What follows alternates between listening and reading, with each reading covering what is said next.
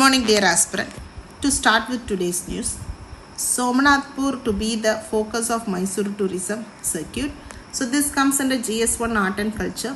So the tourism department in Karnataka planned to promote the Somnathpur. Somnathpur is already a UNESCO World Heritage Site as part of Mysuru tourism circuit. So Mysuru tourism circuit consists of many tourist sites which has to be developed and to promote for the purpose of tourism. So because the Dasara festival is a world famous festival, and this will be through cross promotion of 13th century heritage site, and that the most important sites comes under Mysuru tourism circuit or Mysuru Palace, Zoo and Chamundi Hills. Okay. So UNESCO is actually a educational, scientific and cultural organization which is a specialized agency of the UN. The idea is to bring peace through international cooperation, not only in education as well as the science and culture. And UNESCO is a member of UN Sustainable Development Group, which is a coalition of UN agencies and organizations aimed at fulfilling the Sustainable Development Goals. So UNESCO headquarters are located in Paris, and it has more than 50 field offices around the world. 3 UNESCO member states are not UN members. They are Cook Islands, Niue and Palestine. 3 UN member states are not UNESCO members. These are crucial part for prelims. That is Israel, Liechtenstein, US. They are not UNESCO members.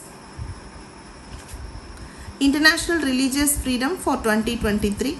So this comes under GS2 International Relation. India slammed US State Department report on international religious freedom for 2023 as it is deeply biased. And India says that this report is a one-side projection of issues. And the External Affairs Minister said that the report questioned the integrity of Indian courts and it highlights US own record in handling domestic hate crimes. So UN Commission on International Religious Freedom 2023 report. What is this report is all about? This report is an independent bipartisan US federal government commission, and this report dedicated to defending the universal right to freedom of religion. And this report is an advisory body to the US Congress.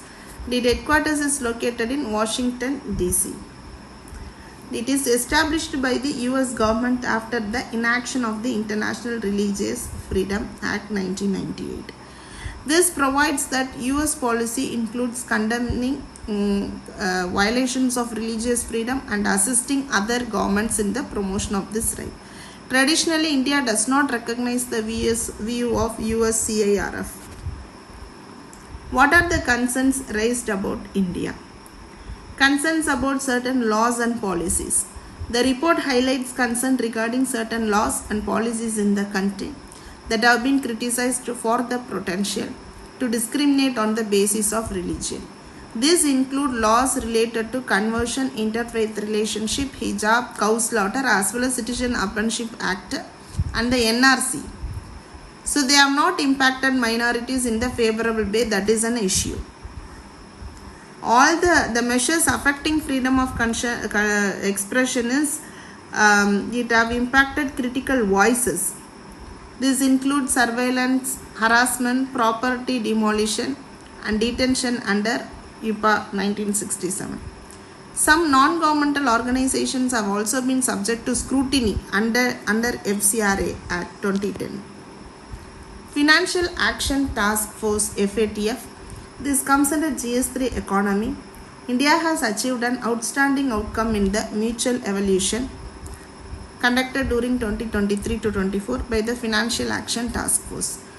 This report was adopted at the FATF, which is held in Singapore, and this India comes under the regular follow-up country, which is distinction shared by only 4 other G20 countries. FATF is an intergovernmental policy making and standard setting body. The main objective is to reduce money laundering and terrorism financing. Objective is to establish international standards and to develop and promote policies both at national and international levels. It was established in 1989 during the G7 summit in Paris.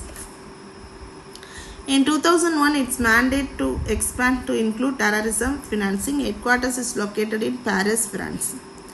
Its members include 39 countries. India became a member of FATF in 2010. FATF has two types of list. One is blacklist, that is countries which is non-cooperative countries and or which have more funding for terrorism and which supposed to support the terrorism, that was put onto the blacklist. So these countries usually they support terror funding and money laundering activities, the countries which is in the blacklist.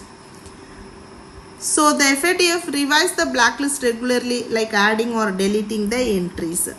Grey list is considered a safe haven for supporting terror funding and money laundering. This means warning out to the country. The FATF will give a warning to a country that it may enter into the blacklist from grey list. So grey list is the initial stage and blacklist is the final stage. Blacklist is something a country definitely supports for terror funding. So no country should do a trade with the blacklisted countries.